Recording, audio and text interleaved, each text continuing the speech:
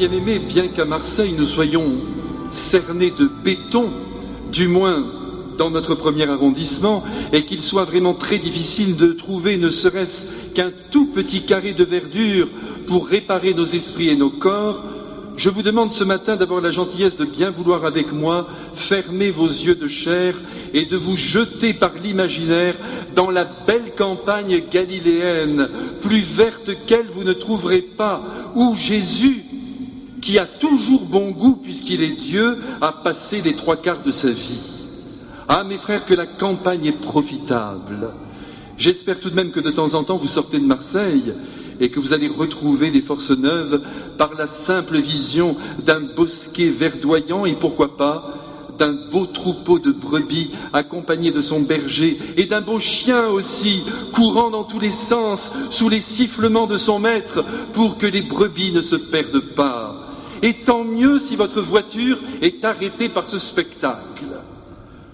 Vous vous souvenez de la magnifique chanson de Jean Ferrat, « Pourtant que la montagne est belle ». Vous en souvenez, mes frères? Et oui, 2 chèvres et puis quelques moutons, chantait-il, une année bonne, l'autre non, mais qu'importe, la nature est là pour nous réjouir. Et oui, c'est Dieu qui nous la donne comme un splendide cadeau. Si bien que ce matin, mes frères bien-aimés, nous avons tout à fait intérêt à ne pas perdre de vue le troupeau de brebis que le Christ évoque aujourd'hui dans l'Évangile et qui symbolise tous les hommes de l'univers, autant dire les 6,5 milliards que nous sommes, sans oublier bien sûr les 402 000 personnes, autrement dit les petits agneaux qui chaque jour naissent sur la planète. 402 000, vous voyez, cela fait du monde. Et c'est ce monde-là que Jésus rêve de réunir sous sa houlette, lui qui est le bon pasteur, et j'oserais presque dire, sans risque de me tromper, le seul pasteur. Certes, nombreux sont ceux qui aujourd'hui se proclament pasteurs, bergers, maîtres, et qui désirent conduire les hommes en les fédérant. Le combat auquel se livrent aujourd'hui les 2 prétendants à l'Élysée en témoigne magnifiquement. Chacun de sa crosse prétend récupérer les brebis perdues, assure qu'il veillera avec un soin jaloux sur l'ensemble du pays et promet même pour chaque brebis des lendemains qui chantent. On veut bien les croire, mais on va voir après le 6 mai si l'on chante ou si l'on déchante. Cependant, ce matin, faisons bien attention aux propos du Christ. Et surtout, n'allons pas penser que seuls les hommes politiques, les entraîneurs d'hommes, les évêques, les prêtres et je ne sais quelle race de chefs ont droit au titre de berger. Non, non et non, tout homme ici-bas, et c'est de vous dont je parle, chacun à sa mesure et dans le périmètre qui lui est confié, est un berger. Mettons-nous bien cela dans la tête.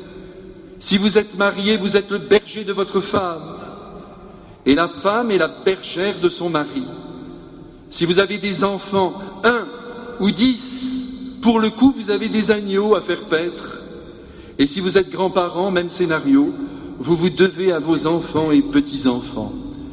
Si vous êtes célibataire parce que l'âme sœur ne semble pas émerger dans votre vie, eh bien laissez-moi vous dire qu'il est impossible que vous ne soyez pas le berger d'au moins une personne, d'un ami, d'un neveu, d'une nièce, de je ne sais quel groupe auquel vous appartenez, et même peut-être d'un pauvre chien que vous devez sortir chaque jour et qui compte sur vous.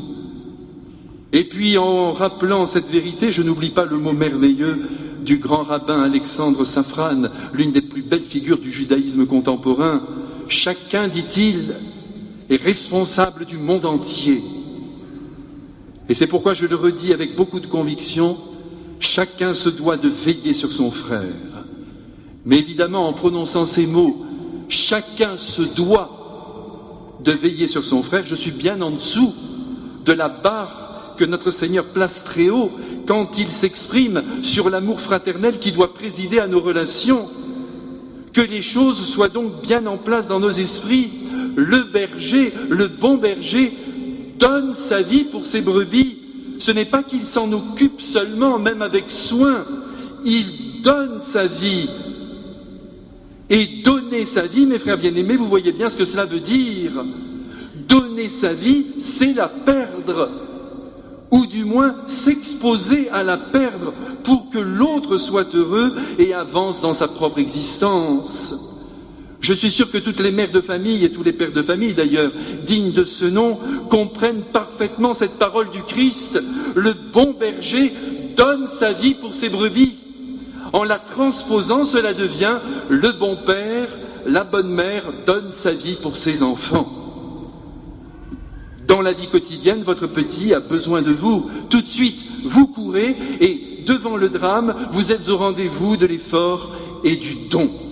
Votre enfant a besoin d'un organe pour une greffe, par exemple, d'un rein, ou tenez ne serait-ce que d'un peu de moelle, et on dit à la mère ou au père, nous vous prévenons, cela sera douloureux, et le bon père et la bonne mère, autrement dit, le bon berger et la bonne bergère répondent, ce n'est pas grave, pour mon fils, pour ma fille, pour mon petit agneau, je suis prêt à tout souffrir. Voilà, mes frères, des bergers dignes de Dieu. Cependant, précisons bien que cet amour qui consiste à aller jusqu'à se donner soi-même, Dieu veut que ses enfants baptisés le vivent à l'égard de tout homme. Et c'est là que réside la difficulté, parce que tant qu'il s'agit de soutenir son propre enfant, et donc sa propre chair, à moins d'avoir un cœur de pierre ou d'être déséquilibré, la majorité des êtres répondent présent. Mais donner sa vie pour un inconnu, pour le voisin d'en face, ou plus difficile encore, je ne sais pas, moi, tenez, pour la France, par exemple, dont on ne sait plus ce qu'elle est. Alors là, c'est beaucoup plus difficile. Mais Jésus, toutefois, ne lâche pas le morceau et redit bien à tous les hommes, ou plus exactement, à tous ceux qui prétendent agir sur leurs frères en tant que bergers, qu'il faut impérativement qu'ils soient capables d'offrir leur vie en sacrifice pour leurs brebis, sinon qu'ils aillent se rhabiller. C'est ainsi, c'est la loi de Dieu. Et d'ailleurs, si aujourd'hui, au sein des familles et dans notre société, les choses vont si mal, c'est par carence de bons bergers qui, normalement, devraient s'user à la tâche en s'oubliant eux-mêmes. Il faut avoir vu au moins une fois dans sa vie un berger, et j'en ai le souvenir, partir à la tombée de la nuit à la recherche d'une chèvre perdue et ne revenir qu'au petit matin bredouille, le visage triste, pour comprendre ce qu'est un berger selon le cœur de Dieu.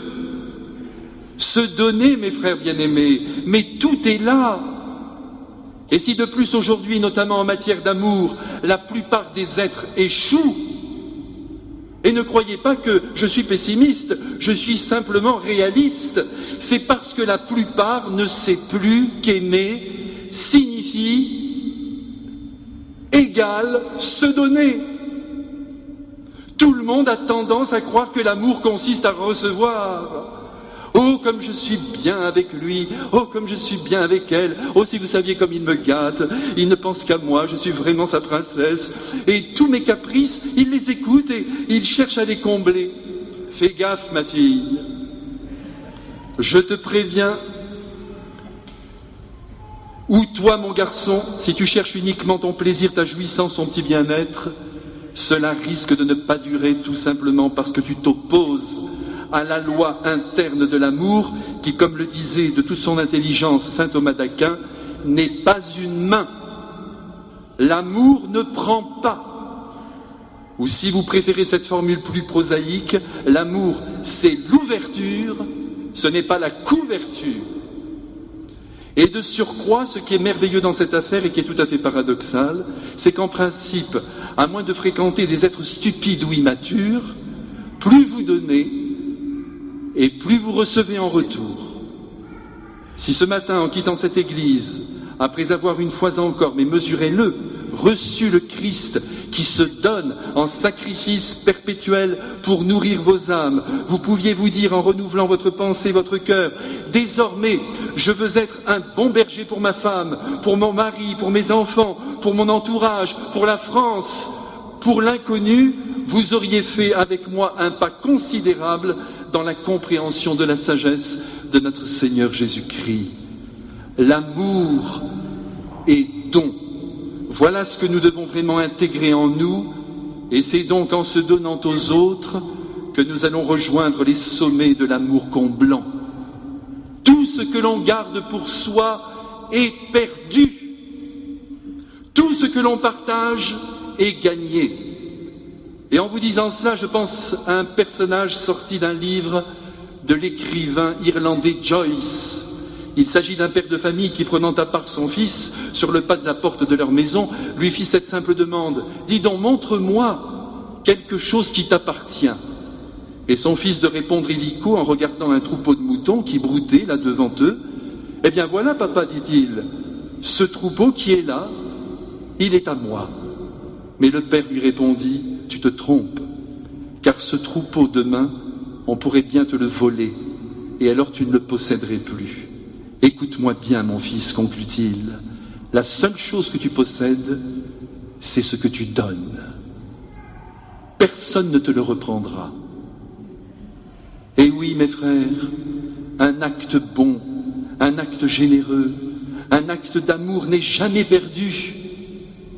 Une caresse que vous donnez avec l'intention de donner votre amour, un baiser que vous offrez avec l'intention de donner votre amour, une main que vous posez sur une épaule avec l'intention de donner votre amour, un peu d'argent que vous donnez avec l'intention de donner votre amour, jusqu'à un simple bonbon que vous offrez à un malheureux avec l'intention de donner votre amour, rien de tout cela n'est perdu.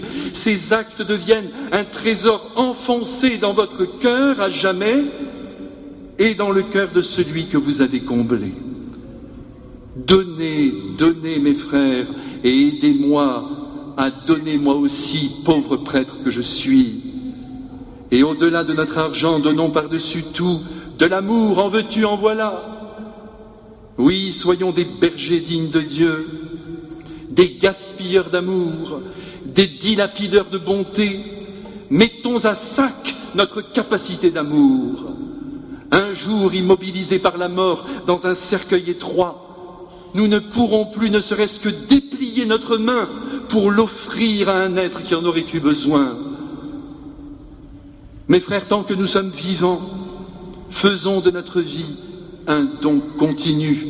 Ne gardons rien pour nous, surtout si nous désirons cueillir le bonheur avant que la nuit ne tombe. Comme elle avait raison, la bienheureuse Alexandra, l'épouse du tsar Nicolas II, quand elle lui écrivait « Chacun doit oublier son propre moi pour se consacrer à l'autre. » Vous voyez ici, mes frères, comme le principe est simple, du moins à énoncer. Essayons de le vivre pour plaire au Christ et devenir ainsi à son image de bons bergers qui ne doivent jamais calculer petit dès qu'il s'agit d'aimer.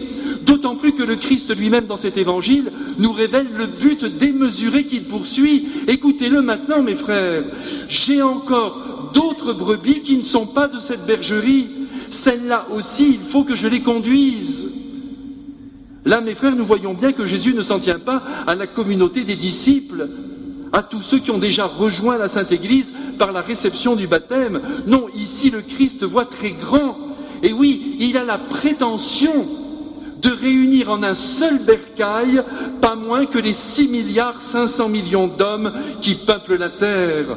Il convient donc qu'à sa suite, vous comme moi, nous partions tous azimuts à la recherche des brebis égarées qui appartiennent à d'autres bergeries, à la bergerie juive, à la bergerie musulmane, à la bergerie agnostique, à la bergerie athéiste, à la bergerie de tous ceux qui s'en fichent de la religion comme de l'an 40, comme à la bergerie des enragés anticléricaux, sectaires, francs-maçons et autres animaux à poil de loup, dévoreurs d'agneaux.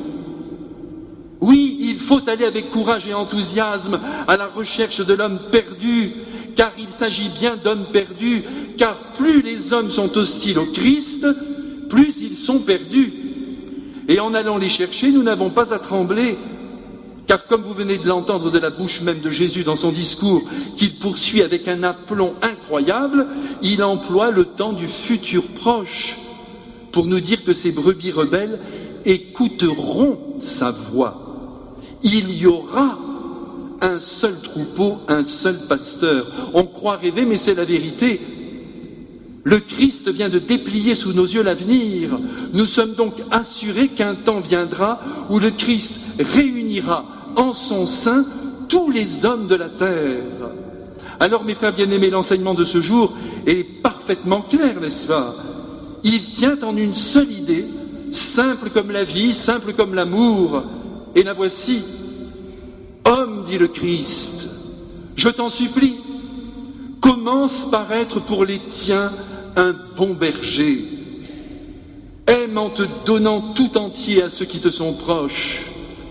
Mais fais l'effort aussi, puisque tu es mon fils, de donner ton amour à tous les hommes de la terre, à commencer par ceux qui te plaisent le moins. Aime-les très fort. Donne-toi aux autres. Donne ta vie, donne ta vie, donne ta vie. Et ce doit être concret. En sacrifiant ton petit confort, tes petits plans, tes petits projets, travaille au bonheur des autres, cherche à les rendre heureux et fais tout ton possible pour les entraîner vers mon cœur, de manière à ce qu'un jour, ils soient tous dans un seul bercail, le mien, pour la fête éternelle. Je compte sur toi. Amen.